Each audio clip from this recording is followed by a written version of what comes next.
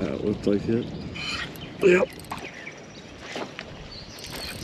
Oh, that's a huge one. Look at that slab of a female crappie. Big old giant slab. Oh, that is one of my favorite species.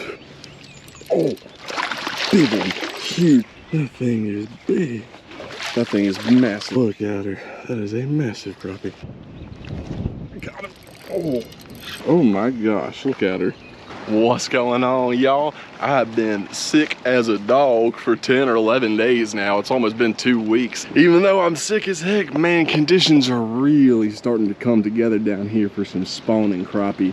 The temperatures have been all over the place. We've had a lot of nights down low in the 30s. Some days the highs were 50, but we got some storms coming in, and those storms are really gonna bring it up and get into those 80-degree days. That range I've been looking for, that 60 to 80-degree range where the temperature doesn't really go much out of that. The reason I look for that range is because the lake I'm going to, it takes about 2 or 3 days of that 60 to 80-degree weather for the water to get warm enough to get those crappie to do their spawning thing. It'll probably be a little cold still out there in the morning, so I expect we find some that are setting up to pre-spawn and maybe even some that are straight up spawning. So we're gonna be using one of my favorite things to throw at them, which is live minnows, especially before the spawn when they're still on that pre-spawn bite, still feeding up. Them live minnows will get them every time.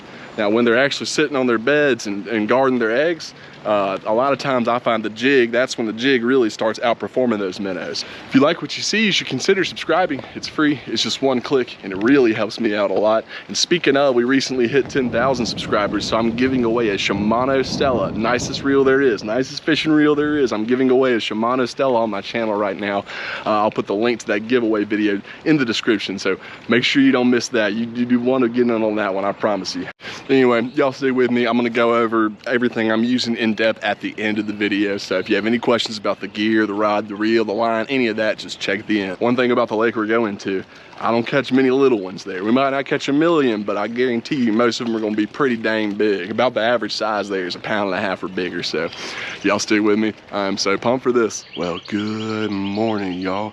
I have been sick as a dog for like 10 days, but I can't help it anymore. I gotta try fishing. We're gonna see if it's warm enough for the crappie to have moved back in yet. It's been a little cold the past few weeks, but typical of Jackson, Mississippi, the weather's kind of been all over the place. But y'all stick with me. If we have to, we might put the boat in, but hopefully we don't need to put the boat in today. So we'll see.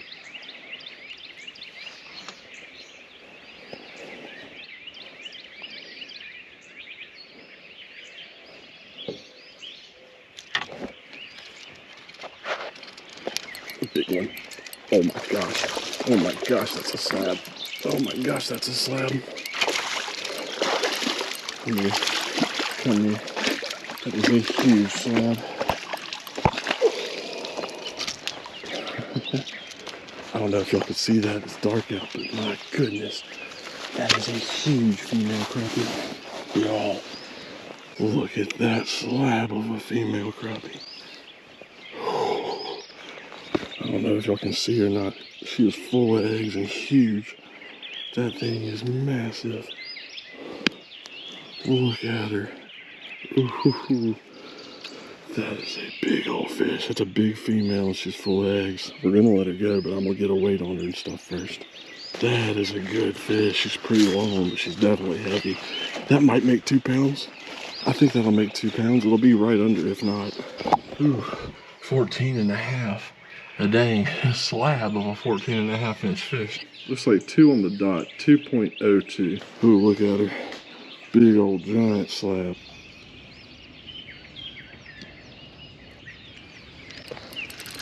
Oh my goodness. Good crappie. Good crappie. Looks like a good female.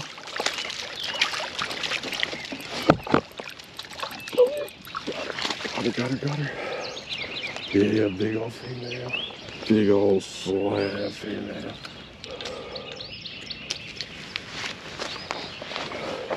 Look at that slab. Ooh, she's probably 1.5, approaching 2. Good fish. Look at that slab, y'all. Mississippi slab black crappie. Pretty good. Almost 14 inches.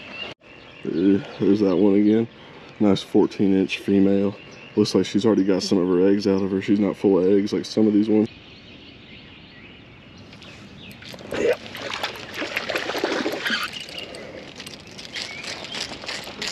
Not as big as a few we pulled out this morning. Another beautiful little slab. This one's probably only 10, 11 inches.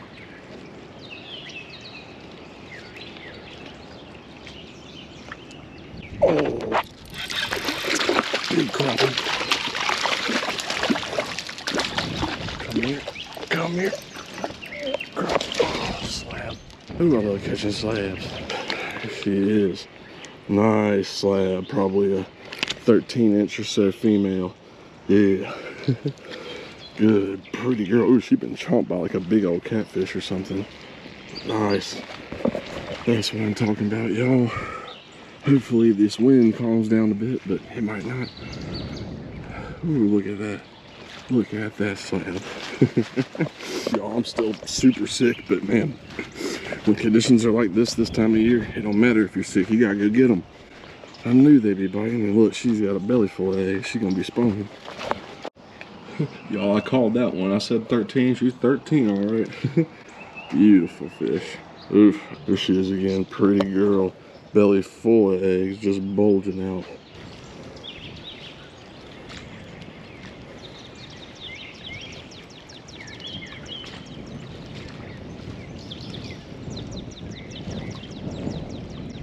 That looks like it.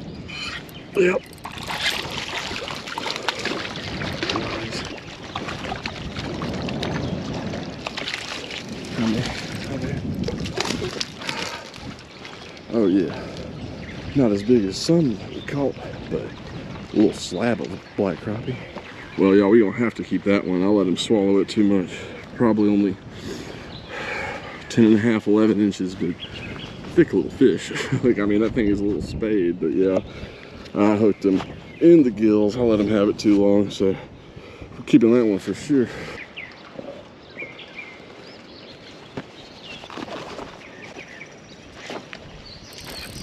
Oh, that's a huge one. It's a male, a good male. That's a big male. Oh, he's freaking out too. Come here. Oh my goodness. That's gonna be one of the bigger males I've hit lately.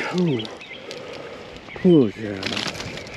That's a big male. Look at that pretty fish, y'all. Dude, he's probably 15 inches or more. That's a big male. Oh, there he is. Big old, beautiful male black crappie. He's probably, he might even be 16 inches. He's definitely 15. I would think. I mean, 14 minimum. We'll go see. Pretty guy. His eyes bulging out. That's how you know it's a good one. These males rip, dude. Those females just kind of sit there when you hook them, like fight against it and feel like some dead weight. But these males start jumping like bass and ripping. Gosh, that's fun. Ooh, look at him. That is one of my favorite species. He is probably 14. He wasn't quite as big as I thought, but that's a big old, beautiful black crappie. Look at that slab, y'all. Thing is gorgeous. Yeah, got his dress shoes on, big old tuxedo.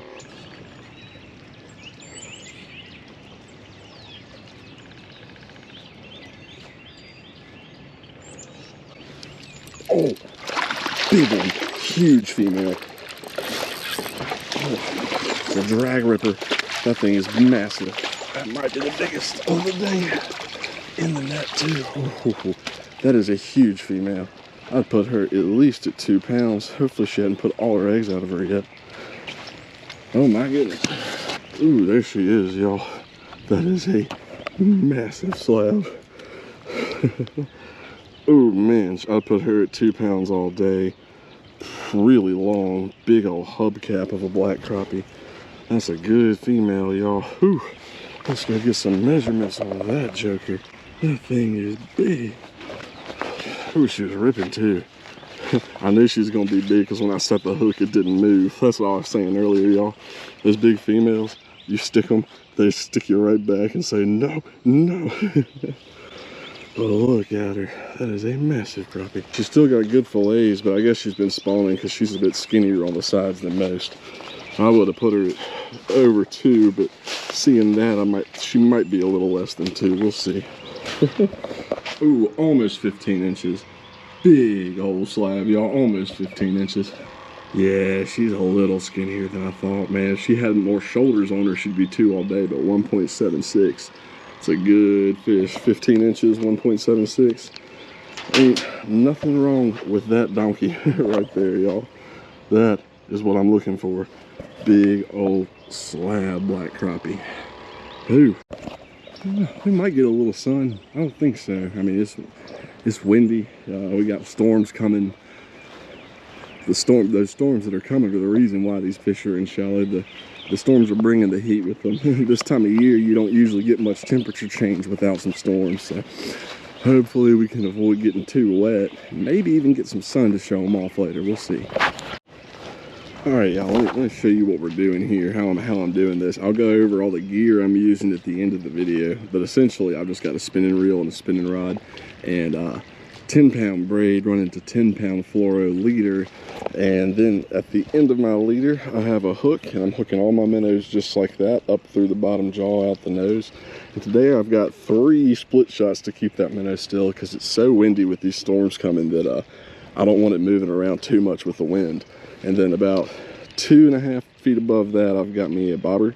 I've got my glow stick on it. I'll show you all those glow sticks at the end. But essentially all I'm doing is walking this dock, which ranges anywhere from 1 to about 5.5 feet at the end.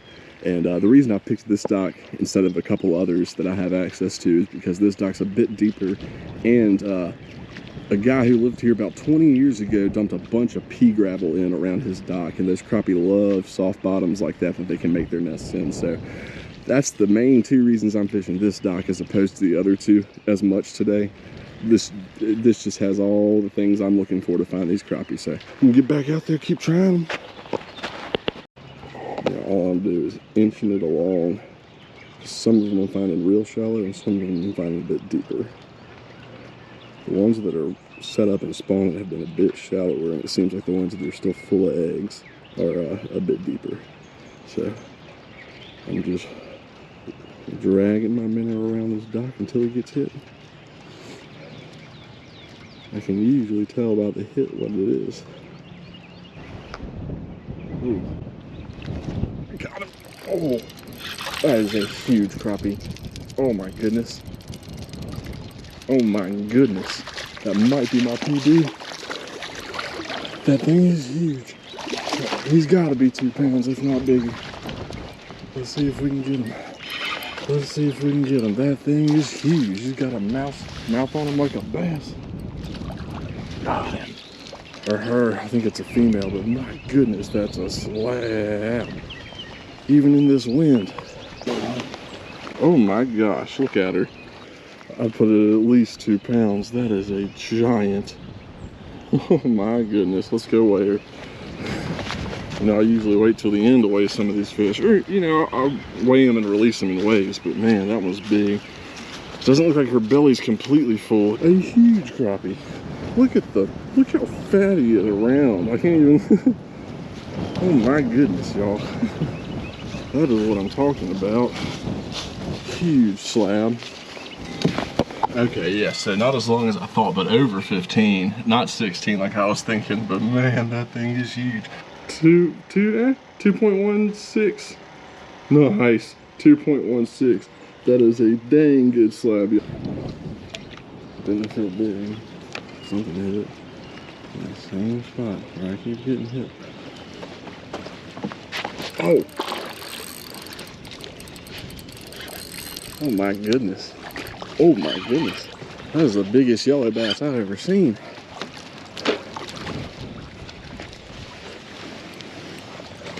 God. What a slab of a yellow bass. I didn't know they got that big. Oh my goodness. Y'all, look at that slab of a yellow bass. He's probably 10 inches long. That is the biggest yellow bass I've ever caught. Look at the humps on it. He's got like a tumor or something. I might weigh this one just to see. Whew, there he is again, y'all. Massive yellow bass. I catch them about a fourth of that size all the time. How long is he? Y'all look at that, mouth closed, a 12-inch yellow bass. That's easily my PB yellow bass for sure. And he's not gonna beat our state record, which is like 2 pounds, but I am curious to see if he's over a pound. It'd be the first one I've caught that's over a pound. Let's see, he's a chunky one.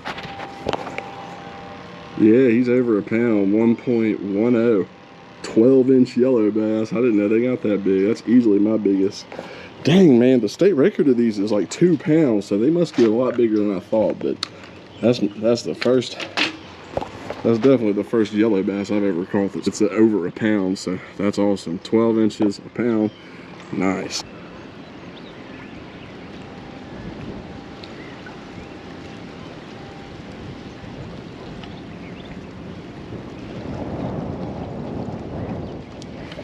Oh, big one. Huge.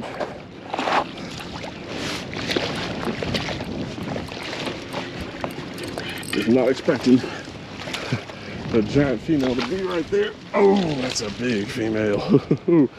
She didn't fight at all, but she's thick. Ooh, look at her. That's another big old female. Oh man, that's a good one. Let's get some measurements. That was off of my dock, the light dock. Oh yeah, over 14, about 14 and a half. Good female. Wonder what she weighs. I don't think she's quite 2 pounds, but she's a good one. 1.67. What? 1.67, 1.69, something like that. Look how big she is. Ooh, ooh, that's a good crappie. Ooh, that's a good crappie. A big female. Oh man, got her. Oh yeah, y'all. Nice female right there. Oh, she got dirty, but look at that girl. Probably 13, 14 inches, big old slab. Storms are coming. Yeah, she's about what I thought, 13 and a half, a little over 13 and a half, almost 14. Nice slab. Another big, beautiful female.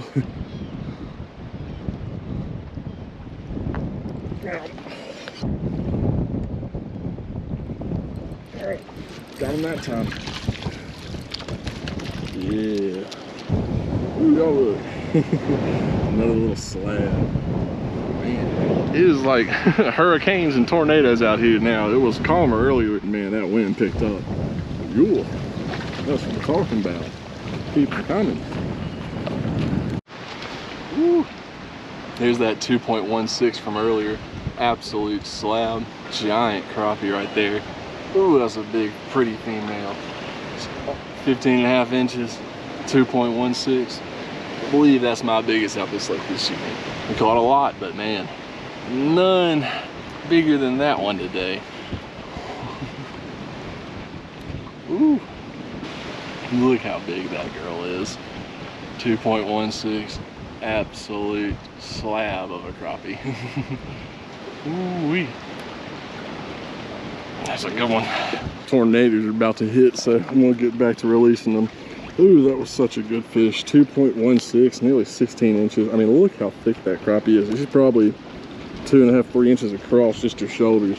Absolute slab. My goodness, that's a beautiful fish. Let's get her back. And these choppy waves. Ooh, look at that crappie. That thing is big, man. Big crappie.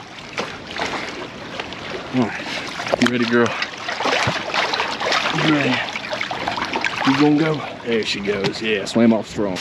Well, y'all, we made it back before the storm got here, but not by too much. It's about an hour later now since I've been back, and it's starting to calm down. And we're getting pretty lucky here in Jackson, Mississippi. So yeah, down south of me, down around College, there's a tornado that's warned as a tornado emergency right now. That's a bad one. It's a PDS tornado warning. Like, I'm glad we managed to dodge that, but hopefully everybody down there is all right. It started off super calm out there this morning before the wind started picking up, but sure enough, little by little, and then all at once, that wind really picked up. And we still managed to get a few in that heavy wind, but I really thought, I think we caught most of it in that transition where when we started having a few ripples on the water and some slight waves. I think that's when we managed to get most of those fish. I knew this rain was coming, but so did the crappie, and I think that's one of the main reasons they were biting so good this morning. Now, don't get me wrong, it's that time of year with the temperatures and conditions as they are. They should have been biting pretty well anyway. This is a big storm system, y'all, that's affecting a lot of the country, and those crappie felt all that pressure change coming, so I knew I had to go get them. I still feel like death, but I knew I had to go get them. But anyway, let me go get somewhere y'all can hear me better, and I'll go over the gear, all the gear in depth, and just everything you could possibly want to know about everything I use today. So y'all stick with me. Let me go get out of this rain. Hey y'all, so it's actually the next day. I couldn't find a spot inside where I was happy enough for the lighting to go over this part, the gear part of the video, so I waited until the next day after the storms clears. Now that I can actually see and hear what's going on, we're gonna go over that. And first things first, before we get into all the rest of the gear I was using, just a quick reminder that I still have my Shimano Stella giveaway going on the channel right now. I believe it goes until April 2nd or so, so you definitely don't want to miss that. If you want a chance to win this, I'll link the giveaway video in the description. Make sure you go check on that, but make sure you subscribe because you definitely don't want to miss this giveaway. And if you miss any, hey, even if you don't win this one, I do these pretty regularly, so make sure y'all stick with me for the ride, because as we keep making videos, there's going to be plenty more opportunities to win one if you don't win this. All right, now that we got that reminder out of the way, we're going to go over all the gear. We'll probably start with my rods and reels, but real quick before we get into that, I just want to say something that I think is important for me to mention. I'm a tackle nerd, so you'll see me using expensive stuff all the time, but you absolutely do not need to spend a lot of money on gear to catch a bunch of fish. I mean, technically what I was doing in this video, you could do with a cane pole if you really wanted to.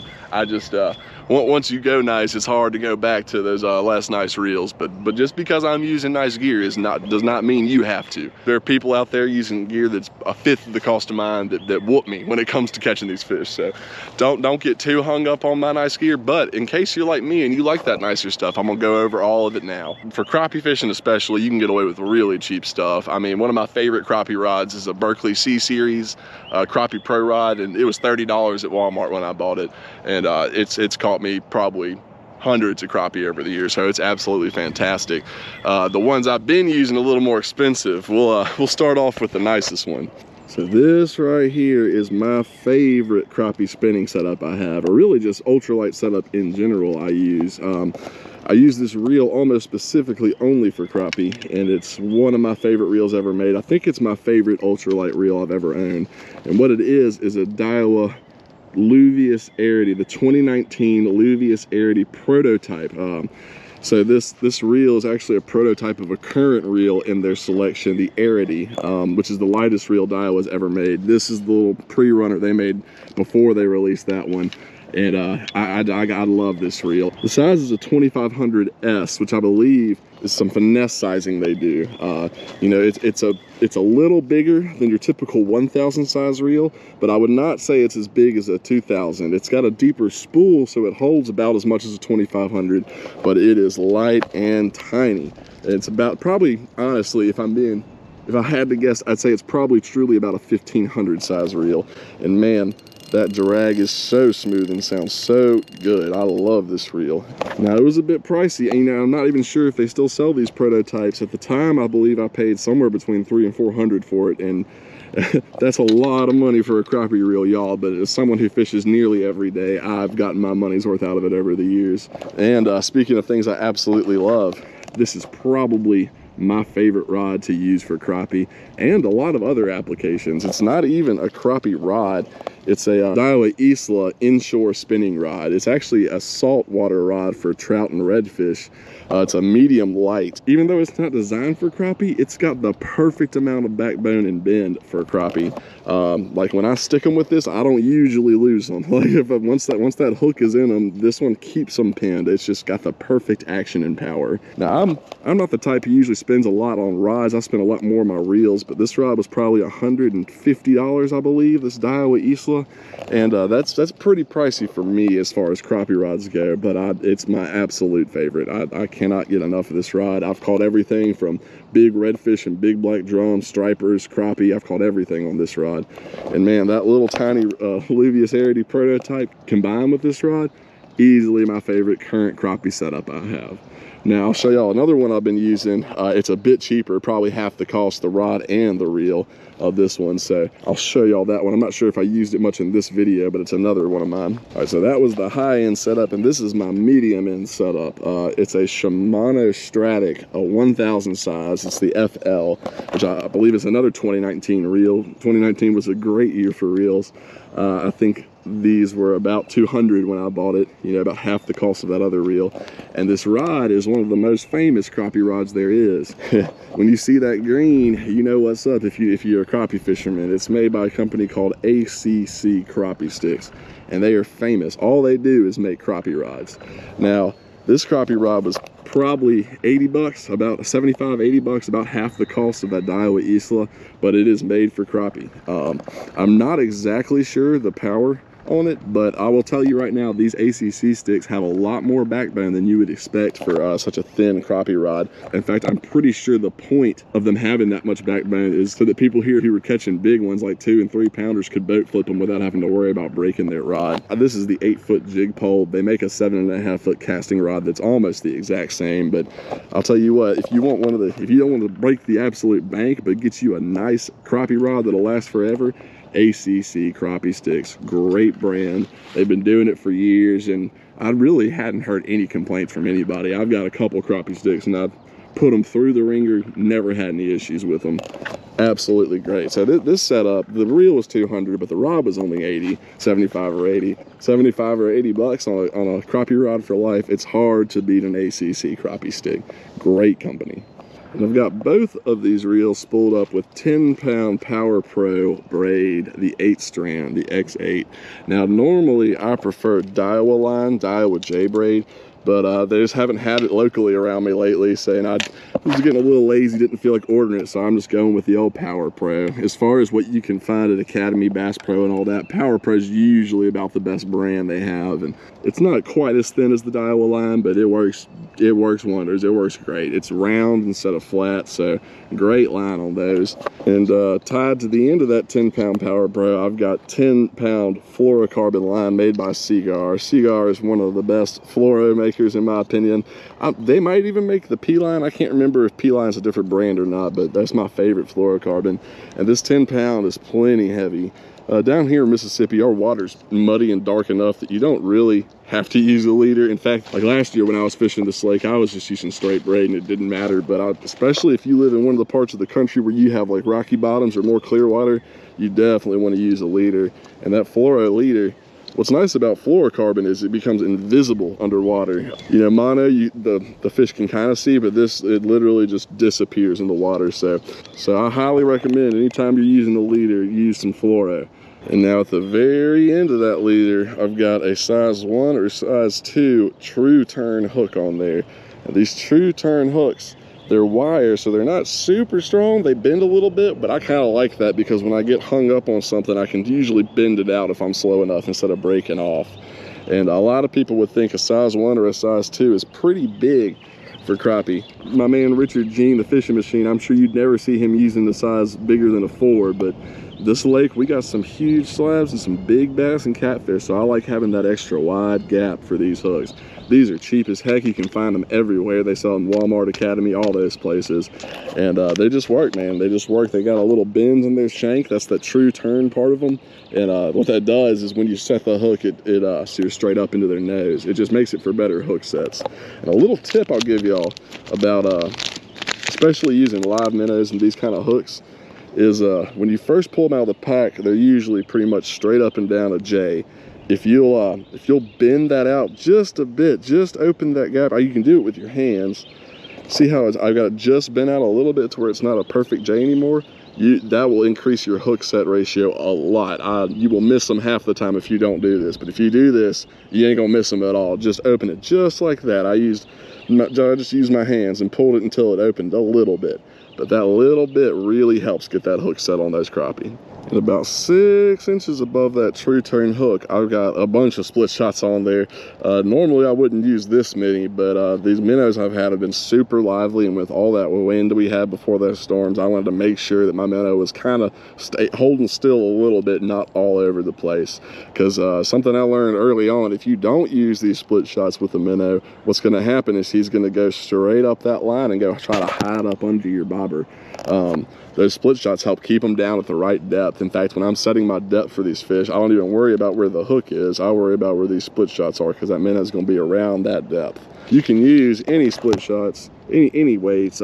These are some real cheap ones that they sell everywhere. And if I was smart, what I would have done was put one big weight in the middle, and then on either side of it locked into place with rubber bobber stops.